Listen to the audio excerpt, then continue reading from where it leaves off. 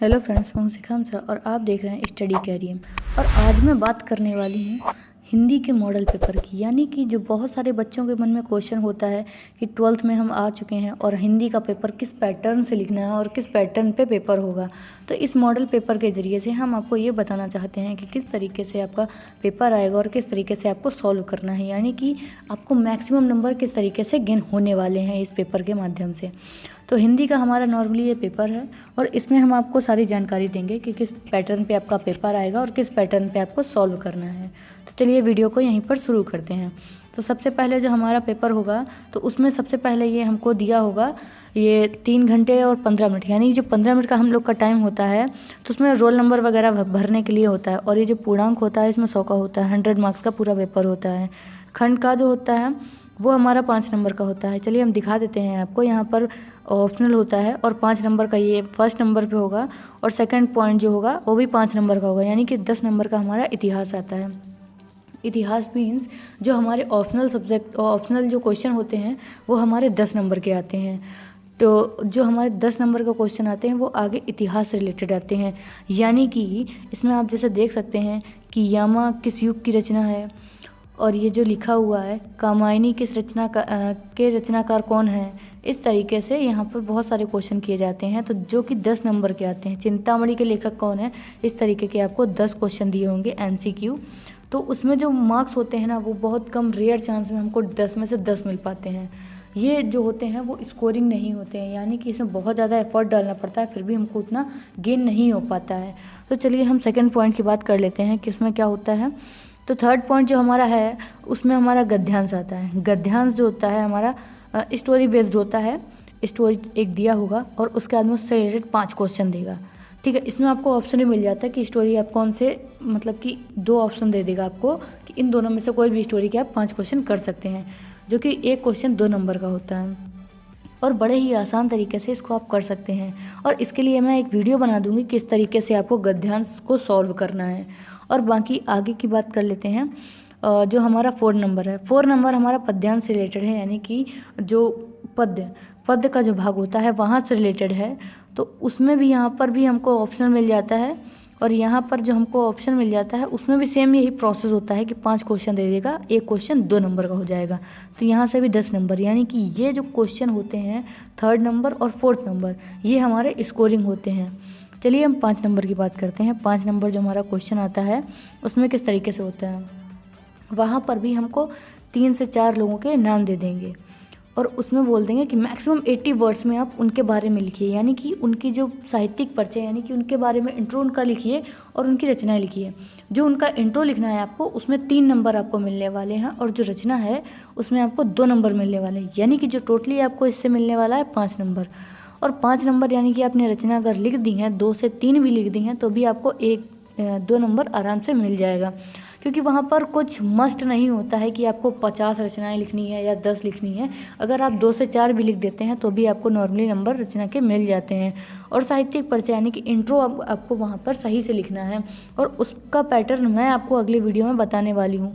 क्योंकि अगर उस पैटर्न पे आप लिखेंगे ना तो सबसे अच्छा आपको मार्क्स मिलने वाला है और बहुत ही बेहतरीन तरीका है, मैंने खुद ने वो ट्राई करा हुआ है। और जो नंबर 6 में हमारा क्या है, पंचलाइट या बहादुर की कहानी का उद्देश्य लिखिए। यानी कि एक स्टोरी जो हमारा दिया होता है बुक में तो उससे रिलेटेड है ये। यानी कि हमारे पास 6 से 7 को होते हैं, लेसन्स होते हैं जो हमको पढ़ने होते हैं और पढ़ने के बाद में वहाँ पे मैक्सिमम 80 वर्ड्स यानी 100 वर्ड्स बोल सकते हैं। 100 वर्ड्स में हमको पंचलाइट या बहादुर यानी कि किसी के बारे में भी लिखना होता है वहाँ पर।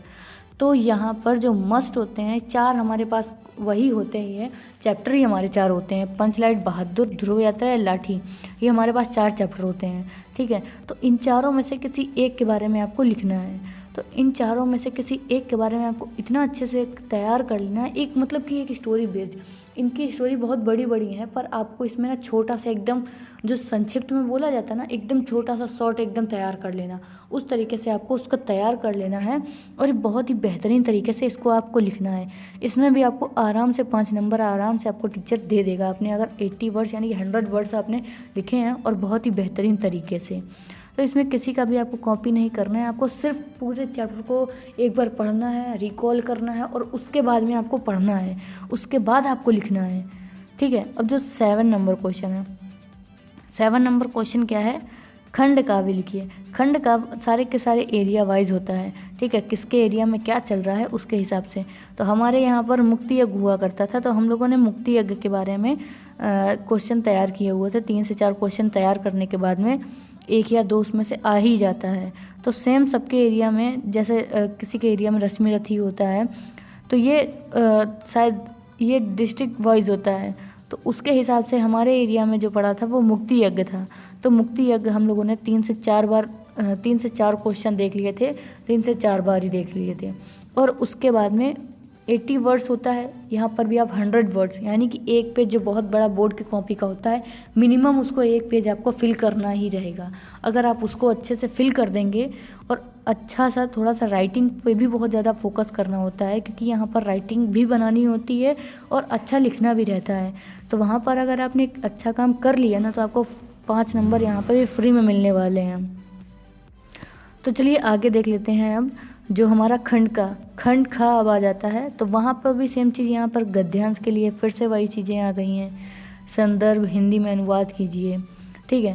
अब हिंदी में अनुवाद कीजिए, तो वही सारी चीज़ें। अब इसके बारे में हिंदी में लिखना है, जो संस्कृत में पैरा दिया हुआ है उसके बारे में हिंदी में पैरा लिखना है। और संदर्भ हिंदी में अनुवाद कीजिए, यानी कि संदर्भ सहित व्याख्या कीजिए। इसमें भी बहुत अच्छा पैटर्न होता है, और उसको अगर आप फॉलो करेंगे तो आराम से आपको 7 नंबर आपके कहीं नहीं गए हैं, ये भी आपको आराम से मिल जाने। यानी कि आपको 100 में से 90 नंबर तो यहाँ से अचीव हो ही जाएंगे। और जो 10 नंबर के जो इतिहास में होते हैं, उसमें भी आपको 5 से 6 नंबर लेने से ना कोई नहीं रोक सकता, यानी कि 95 प्लस आपको गेन आसानी से हो जाएंगे। और बाकी इस वीडियो से की मदद से हम आपको सारी की सारी जानकारी दे देंगे, और अगले वीडियो में हम आपको पैटर्न बता देंगे किस पैटर्न पे आपको लिखना है। तो खंड खा जो है, खंड खा उसमें पद्यांशों या श्लोकों में से किसी एक का संदर्भ सहित व्याख्या कीजिए। यानी कि यहाँ पर भी आपको सेम चीज़, यहाँ पर भी आपको संदर्भ सहित व्याख्या करनी है। यहाँ पे पद्यांश की करनी है, पहले गद्यांश की करनी थी, ठीक है। क्वेश्चन नंबर 9 क्या है, मुहावरों और लोकोक्तियों में से किसी एक का अर्थ लिखकर वाक्य में प्रयोग कीजिए। यानी कि उसी का आपको, जैसे 9 2 11 होना, भाग जाना, और उसी का आपको एक वाक्य बनाना है कि 9 2 11 हो गया, हमारा पैसा मतलब कुछ भी आपको एक वाक्य बनाना है कि सोहन मेरा पैसा लेके 9 2 11 हो गया। इस तरीके से आपको कुछ भी आपको बना के एक वाक्य वहाँ पर लिख देना है, ठीक है। तो यहाँ पे भी आराम से आपको कुछ दिक्कत नहीं होने वाली है, आराम से आपको यहाँ पे मार्क्स मिल जाएगा। संधि विच्छेद करना, ठीक है। जो रमेश लिखा है वहाँ पर संधि विच्छेद करके आपने अगर ना 10 से 15 अगर संधि विच्छेद देख लिए ना, तो आपको संधि विच्छेद में कोई भी दिक्कत नहीं होने वाली है। और बाकी आपको मैं अगले आने वाले वीडियोज़ में आपको थोड़ा सा संधि विच्छेद के बारे में भी बता दूंगी कि किस तरीके से क्या आपको करना है संधि विच्छेद में। विभक्ति एवं वचन का चयन करना है, ठीक है। तो इस तरीके से आपको, जैसे आत्मा ने लिखा है, तो उसका आपको देखना है कि कौन सी विभक्ति है, कौन सा वचन है। तो अगर इसको भी आपने अगर 3 से 4 अगर आपने देख लिए हैं, एक तो बालक का होता है और भी मतलब कई सारे होते हैं, तो उसमें अगर आपने 2 से 3 लोगों की अगर पढ़ लिए ना, तो आपको यहाँ पर भी कोई दिक्कत नहीं होने वाली है कि किस तरीके से कहाँ पर यूज़ किया गया है। तो चलिए क्वेश्चन नंबर हम 11 देख लेते हैं। शब्द युग्मों का सही अर्थ चयन करना है। सकल, पदार्थ और संपूर्ण, इस तरीके से इसको भी आपको कर लेना है। इसमें भी नॉर्मली कुछ नहीं है, जो हमारा ये जो ग्रामर सेक्शन होता है बहुत ही ईजी होता है। ग्रामर सेक्शन में अगर आपने थोड़ा सा भी देख लिया है ना, तो आपको कोई भी दिक्कत नहीं होने वाली है ग्रामर सेक्शन में। और जो हमारा खंड खा है, तो उसमें क्या लिखा है, शब्दों में से किसी एक का शब्द के 2 अर्थ लिखिए। यानी कि अमृत का कोई भी 2 अर्थ लिख दीजिए, वर का कोई 2 अर्थ लिख दीजिए, इस तरीके से है। गा में क्या है, वाक्यांशों के लिए एक शब्द का चयन लिखिए, सबसे पहले गिना जाने वाला, इसमें से कुछ एक जो होगा उसको लिखा जाएगा, ठीक है। जिसका कोई शत्रु ना हो, उसका एक वर्ड, यानी कि 1 वर्ड वाला ही है कि जिसका कोई शत्रु ना हो, उसके लिए क्या लिखा जाएगा, घा में क्या लिखा, किन्हीं 2 वाक्यों को शुद्ध करके सही से लिखिए। यानी कि जो भी वाक्य दिए गए हैं उसमें से कुछ वर्ड ना उसको सही से आपको लिखने हैं, यानी कि कुछ आगे पीछे करके मैनेज करके आपको सही एकदम वर्ड जो होना चाहिए वो लिखना है, ठीक है। और जो क्वेश्चन नंबर हमारा 12 है, क्वेश्चन नंबर 12 यानी कि करुण रस, श्रृंगार रस का स्थायी भाव के साथ परिभाषा और उदाहरण लिए। यानी कि यहाँ पर आपको भी पता है कि एक कुछ भी आपका एक रस की परिभाषा के लिए आता है। यमक या उत्प्रेक्षा, अलंकार, दोहा या चौपाई, छंद, ये सारे के सारे आपके जो रिपीट होते रहते हैं, ये सारे क्वेश्चन जो आपके होते हैं, अगर आपने एक बार भी देख लिए ना तो हर एक मॉडल पेपर में, हर एक क्वेश्चन पेपर में आपको यही सारे के सारे क्वेश्चन मिलने वाले हैं। आप अगर ध्यान से ना 3 से 4 अगर आपने मॉडल पेपर ही सिर्फ देखे ना तो आपको पता चल जाएगा कि ये सारे के सारे क्वेश्चन ना हर एक मॉडल पेपर में रखे होते हैं। करुण रस का बताइए, श्रृंगार रस का बताइए, यमक बताइए, उत्प्रेक्षा बता दीजिए, दोहा, चौपाई, छंद, ये सब बता दीजिए। मतलब कि हर एक मॉडल पेपर में ये सारी क्वेश्चन आपको मिल जाएंगे। क्वेश्चन नंबर 13, क्वेश्चन नंबर 13 क्या है, एक एप्लीकेशन लिखना है। और एप्लीकेशन लिखने का सबसे अच्छा एक ही पैटर्न होता है कि आपको ना उसी टॉपिक से रिलेटेड बात करनी है, यानी कि आपको कुछ भी ज़्यादा एक्स्ट्रा उसमें नहीं लिखना है। जो हमारी एप्लीकेशन होती है, सबसे अच्छी एप्लीकेशन वही होती है जिसमें नॉर्मली आपको मैटर भी ज़्यादा नहीं रखना है और इतना भी कम नहीं रखना है कि आप डायरेक्टली बोल देंगे। इसके लिए मैं आपको आने वाली वीडियो हमारी इसी पे होगी, आवेदन पत्र पे किस तरीके से आपको एप्लीकेशन लिखना है और किस तरीके से उसका पैटर्न रखा जाना चाहिए, ये सारी चीज़ें उस टॉपिक पे डिस्कस करेंगे। उस वीडियो में हम ये डिस्कस कर लेंगे। 14 नंबर कि आपका जो निबंध होना चाहिए वो कैसा होना चाहिए, यानी कि सबसे ज़्यादा मार्क्स होल्ड करने वाला होता है आपका निबंध।